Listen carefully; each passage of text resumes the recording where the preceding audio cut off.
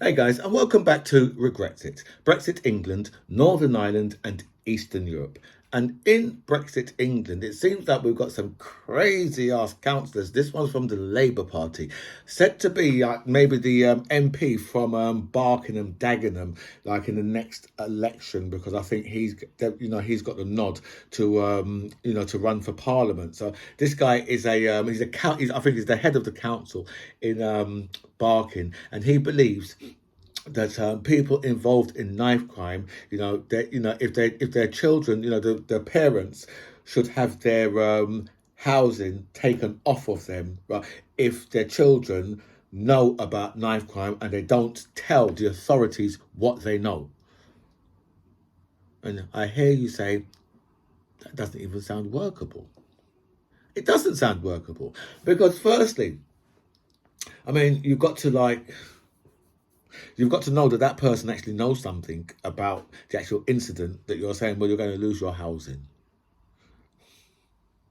And I mean, I think this is just a straight out attack, punch in the guts, right? Straight out attack on people of colour and the working classes and poor people. Straight out attack on them.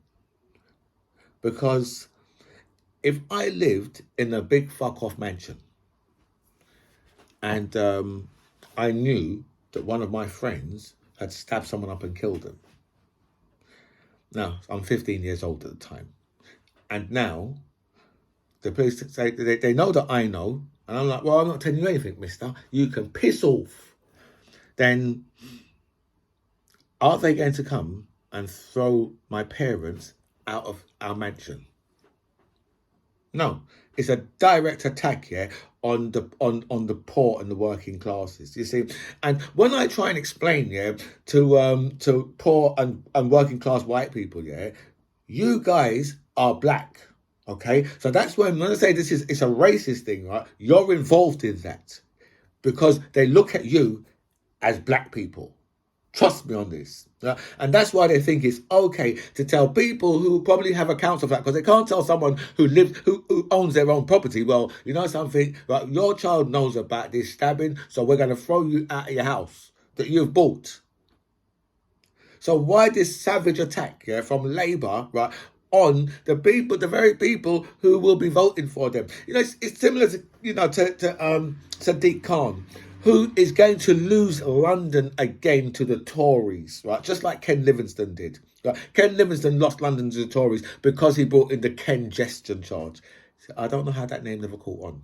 Right? I was trying to get that name caught on for years. The congestion charge, right? But he brought in a congestion charge, right? And that lost him London, right? Lost Labour London.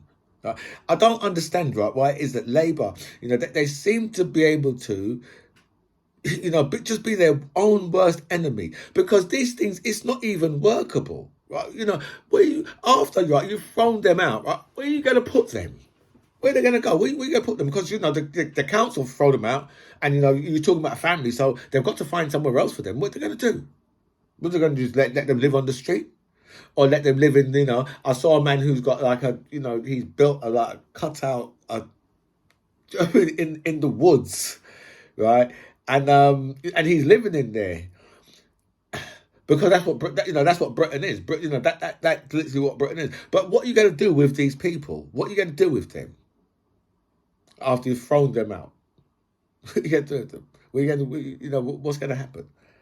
The whole thing, right, is one stupid idea. It's a ridiculously stupid idea because, again, you're putting these people in real danger, right, in the first place. I mean, if it is the case, right, that they're giving evidence like that, they're going to have to move anyway. So actually, the case is going to be the same, right? It's either they give evidence, right, and in that way they move, right, or they don't give evidence, and in that way they need to move. Well, actually, the other way they need to move. If they give evidence, that way they need to move. The other way, if they don't give evidence, the council's like, you're out. Or the police have got to liaise with the council and the courts to say, well, this person didn't give evidence and they knew what the truth was. You got people, yeah, who have been right next to an incident, right, and couldn't tell you what happened in that incident. Right? If you're out with, how would you know, yeah, what your friend has got in their pockets? Right? Unless you're doing like drill videos and things like that, yeah, and then it's quite obvious that you knew what was going on, right? If you're going to put yourself in a drill video, but this is this. I'll tell you something, right? Labour, this is not real Labour. We've never had real Labour. And if Keir Starmer's voted in the next election, just expect that it's going to be exactly what Tony Blair was giving us, because this is not real Labour. And welcome back, my friends, to By Any Means Necessary. Thank you so much for all your messages sent me. A special thanks to everybody who signed up to my channel. I feel so blessed with so much people that signed up, so thank you so much for that. I'll go for all the messages. I'll answer as many as I can, but I will like all the messages for definite. And we're going to go over to America first of all, because we've got all these books being banned in America, but some smart aleck decided that they was going to actually teach these Republicans a real lesson, because they are going to get the Bible banned. And you say what? But if you check the Bible's probably one of the most violent books, right, and sexually charged books there is out there. I mean, the Bible is a very, very, and especially like the Old Testament. I mean, this is very violent, right? So if you put the Bible up against any of the books what they've banned already, or they're trying to ban, right? Then, if you was to test that in court, there's no way that any judge. I mean, obviously, you're going to have judges out there who are Christians and they're hardcore with it, right? But I mean, even they will have to say, well, actually, to be honest, if you ban that, then you're going to have to ban the Bible as well, because of its content. So this is something that's going to really, I can see this is something that's going to really backfire on these people, because they're going to, there's going to be a ruling somewhere in a court somewhere over this, because now it's got to this stage. I don't know how it's got to this stage. Right, but I mean, we're getting to this stage over this country because there's a hospital that they've just built, and or they might have just done up or whatever, right? But they put a rainbow flag on part of the hospital, right? And if you see how these fucking asses are just losing their minds over this nonsense, I mean, over having the bloody rainbow, think to yourself, seriously, grow the fuck up. Seriously, right? We have people who are LGBTQ, right? Just get on with your own fucking life and just leave these motherfuckers alone. They are amongst us, and they have always been amongst us, and they will always be amongst us. That this is a conversation. It just really tight, just like. But I suppose for the Tories, anything that keeps their absolute garbage off the front pages is good for them, because if I was them, I would want you to be talking about Phil and Holly. If I was them, that's what I would do. I mean, speaking of Phil and Holly, yeah, do you remember when Cheryl Cole met I can't remember what his name was, but I do know he was about 14 at the time. He was 14 or 15 at the time, and then 10 years later she had a baby for him. I don't know if I agree with Philip Schofield, whether or not this is and there's a lot of homophobia going on here, or right, is it the fact what Philip Schofield is in a position of trust and in a position of where he can take advantage, and is that what he's done? So, but anyway, you see, they've got me talking about Holly and Phil. Yeah, so that whole book thing in America, I can see it really, doubling down and just hitting the Republicans really hard, right, with their stupidity. Because you have to say, who the hell bans books apart from Nazis? I'm just trying to think of who else. Oh, actually, didn't our favorite MP, right, once try and ban books for prisoners? I know what you're thinking. That's got to be Chris Grayling. I'm sure it was Chris Grayling. He went to ban books for prison. When I heard that, I was like, that's how my face stayed for a month. This motherfucker's crazy. He wants to ban books for prisoners. Just leave them with their Xbox, right, and their PlayStation. Just leave them with that. Ban books in prisons. That's got to be worse than the Nazis, surely. That's got to be worse than what the Nazis. At least we know with the Nazis, yeah, it's because they're a death cult. What's Chris Grading's excuse to ban books for prisoners? You think it's right? And, you know, for you to even say, you know something, Tory politicians have a habit of saying things out loud, yeah, that they should keep to their fucking self.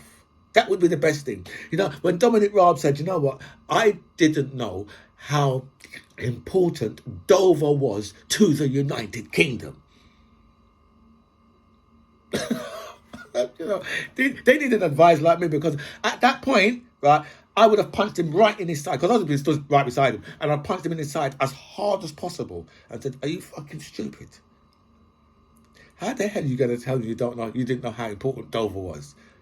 Really? How have you got to your position, right? And you do. Rishi Sunak takes a helicopter to Dover.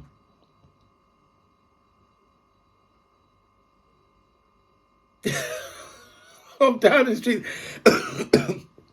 That's got to be 70 odd miles, right? Now, he's got the choice, yeah? So he's got helicopter, train, or Range Rover. Listen, I'm going to take the chopper. If it was me, I'm going to take the chopper. But it's not me, right? So I can do what Donald Trump would do. As it's not me, I can criticise, right? What kind of foolishness is that, right? For you to go and take a helicopter from Downing Street, right, to Dover, right, to go and give a stupid-ass speech where you're talking about fucking little boats and how you stopped them by 20%. Have you? You know, I say 20% as opposed to what? Because it's only been a few years. Do you know what I mean? You know, it's only been from since. Let me just think. I'm just trying to think of a link of when the boat people could have started. I think it was something to do with 2016. And that's when that all started. Because remember, before that, people used to hang on the bottom of trains. They would jump on, on lorries. They'd cut the thing at the back and then jump in the lorry and then have someone secure it back again. Right. But, at that time, our customs was over in Calais. So, our customs used to catch a lot of people and just send them straight out. Now, there's a difference, because now they're in the water, and once they've crossed a certain threshold, right, then they're our problem. They're not the French's problem. And I mean, if you want to see dead bodies washing up on the shore, then you don't want, obviously, our lifeguards to go out and get them. I can't remember exactly what they're called, right? But to expect them to go out, if you don't want them to do that, then you're going to have bodies washed up. You could do, right? Because a lot of these inflatables, what they're coming over, are not very safe. So so anyway, Rishi Sunak believes that that's but the thing is, right, even like Labour just get caught up in all this nonsense as well. A couple of weeks ago, Rachel Reeves, she decided she was going to post a picture of her boarding pass where she's going like business class. And think, well, hold on a minute, right? Why are you posting that on Twitter? What do you know that a lot of your constituents, can't fucking heat their own homes? Right? And they would, I'm sure they would like to take a fucking flight that costs $3,500 or $4,000. It's about that, business class, because I think first class is a bit more. First class is probably 5 to 7, right? But business class, I'm sure, about $3,500, $4,000, maybe $5,000, right, for business class. But you're showing that shit off, right? And then, right, because if it was me, and I'm not saying I wouldn't do it, because I bloody well would. Especially if it's at somebody else's expense. But the thing is, I wouldn't be stupid enough to post a picture of it on Twitter. That's what I wouldn't be stupid enough to do. Right? And I'll tell you why she's stupid. I'll tell you why. I'll tell you it was stupid of her to do. Because she took down the tweet herself. So that's why it was stupid for her to do. So she knows that she's done something stupid because she took the tweet down. Tell you something, these politicians, Normally, I mean, politicians from the left, normally, I just, I'd say to these guys, look, what you need to do is you need to do a Leroy Logan. That's what you need to do, right? As like, a politician from the left or as a police officer of colour. You need to do a Leroy Logan. Squeaky clean all the way. Prince Harry is in court. Prince Harry is taking on the media because he believes that the media killed his mum. I believe in a different conspiracy theory to that, right? But we might speak about that another time. But so Prince Harry's in court. And I believe Prince Harry is the first royal, right, for... Oh my God, let me just think. I should have done some research on this, but I'm just going to go from memory. I think it was going to be, we're looking at Edward the Seventh, I think, because Edward the Seventh. Hold on. The one that abdicated, no, because that was the Queen's uncle. And I don't think he was ever in court. So we're looking at, I think it was Edward the Seventh. Edward the Seventh is Queen Victoria's oldest son. And I'm sure, at the time, right. Yeah, I've got this. Edward the Seventh was Queen Victoria's oldest son, right? And I'm sure he was born because 19th century, so he was born like 1830, 1840, maybe 1850, I think it was 1840. I think he was born 1840, right? And he was the Prince of Wales at the time, and he had to go to court for adultery. Oh my God. I've just realised something. Oh my God. He had an affair. He was said to be having an affair with a woman named Mordaunt. And I've just realised that she has got to be a relative of Penny Mordaunt. That's why Penny Mordaunt was carrying the fucking large sword the other week, because her name was, I'll tell you what her name was. Her name was Harriet Mordaunt, and she was married to a guy named Charles Mordaunt. And I think he was Sir Charles. I think he was an MP. And it was Sir Charles. And so them two must have been, because Harriet Mordaunt, she was quite a loose woman. She was a bit of a tart. If I can remember correctly, she was. I've just gone into this now. This video's too long now. Right? But Harriet Mordaunt, right? Well, she was a bit of a goer back in the day, right? And she was having quite a few affairs, and she had an affair with the Prince of Wales, Albert, Edward the Seventh, and I think she went in a crazy asylum after that. Yeah, so I think he was the last person the last senior royal to give evidence in a court. I'm quite sure that's the case. But I've just realised, and you know something, now that's pissed me off for the rest of the day now. That really has pissed me off. You know why? Because I've just realised, right, it just makes me think about history and how much of my history that I know, because obviously I don't know that much of my history. Just goes back to the Caribbean. It doesn't go back any further than that. Just that's where it goes to. Obviously, there should be a lot more. There should be 1,000 years of history for my family as well. Just like Penny Mordaunt can look at this story and probably say, "Oh, look, there's my great whatever." Yeah, and I can't. As black people, we, especially as black people with a Caribbean or an American background, we can't do that. Our history just goes back to, either to America or to the Caribbean. It's not very nice. It's not a very nice thing. Do you know what I mean? And now I've got to think about that for the rest of the day. The European political community is the community that Liz Truss joined. And I know what you're thinking to yourself. Liz Truss had a chance to do anything?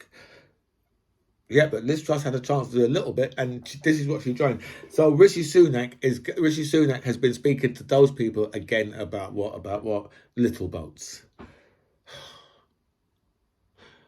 I think that, the numbers could be down. See, there's a couple of reasons why the numbers could be down. Could be down to the weather, right? Or it could be down to, people are realizing, that this is not really the country to come to. I mean, it's a non-progressive nation. That would be regressive, right? So, it's not, I think that people very soon are going to realize this because, I mean, Britain wants to attract like doctors and nurses and teachers and all that, but I just can't really see it. Even with an offer of £10,000, I mean, even to some, I mean, to someone in the Caribbean, because if they're from like, if they're the Eastern Caribbean currency, then I mean, that's you're talking about probably $40,000. So it's a lot of money. It's a lot of money, but it's not a lot of money in this society. That's what the problem is. It's not a lot of money in this society. The German car industry is coming to the aid of the UK. And, I hear you say this must mean that that David Davis was absolutely correct, that the German, they're doing it because it's in their own interest, because it's in their interest and it's in our interest because, with the new EU rules will mean that cars in this country, right, will be, some of them can be coming up nearly double what they're going to be costing in the EU. So obviously, it wouldn't be any production what any of these German car companies have got in this country. It would not be worth them producing cars in this country because, a lot of those cars are sold in other countries. So it just would not be worth them producing these cars in this country. So at the moment, they're trying to fight on our behalf because, our negotiators are idiots. So these people are trying to negotiate on our behalf to make sure that the EU backs off the rules what are coming in, right, and try and make them to back off of this country. Because the thing is, what you got to remember is because we are British, so we expect these things. But whether or not it's going to work out, because it's not like I don't know how much clout the German car companies have got over the EU, but if it's anything like the clout that Murdoch's got over them, then just expect some heavier costs for the EVs. So heavier in price and heavier vehicles. Because, they're saying we're going to have to restructure a lot of our car parks because these EVs are so motherfucking heavy. And you could pay Nigel Farage a prescription of £5 a month to have a pint with Nigel Farage. I'm just going to leave that there because, Nigel Farage is a real grifter. And if you want to go and have a pint with a man who was beaten by a dolphin, I would say that's down to you. But I would just say to Nigel, I would love to sign up, right? But I'm stuck in a queue in Dover in one of your Farage garages. Anyway, my friends, I have to bow out of here because this, my friends, has gone on for far too long. But it's my first video of this week. So, my friends, this is By Any Means Necessary. I'm ZMC Ribs. It was really nice to speak to you guys. Comments below.